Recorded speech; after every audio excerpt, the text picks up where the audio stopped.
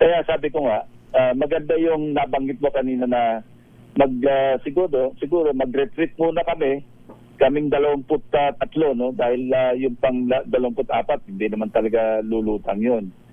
At least, pero initiative ito ng Senate President. Alam mo kasi ang nangyari, dati ang Senate President treats himself and he is being treated by his peers as the Senate President of all, whether minority black or majority black.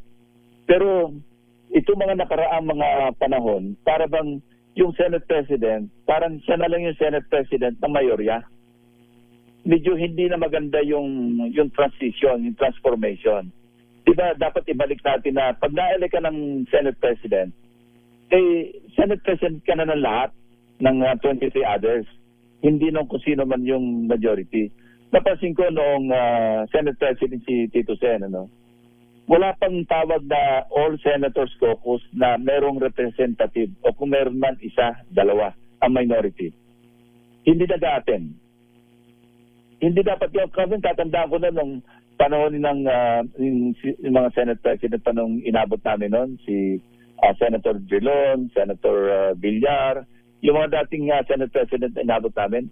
Kapag tumawag ng All Senators Caucus, lahat kami present. Lahat kami nagpo-contribute sa discussion. Kung ano yung mga hindi pwedeng matalakay sa floor or openly, doon namin tinag-uusapan. Pero lahat kami nandun. At magkakatabi kami, hindi mo ma-distinguish sa arrangement ng upuan, sa seating arrangements, kung sino yung majority, minority. Kasi magkakatabi, halo-halo. Pero ngayon, pag nasa lounge kami, kitang-kita mo kung sino yung majority, kung sino yung minority.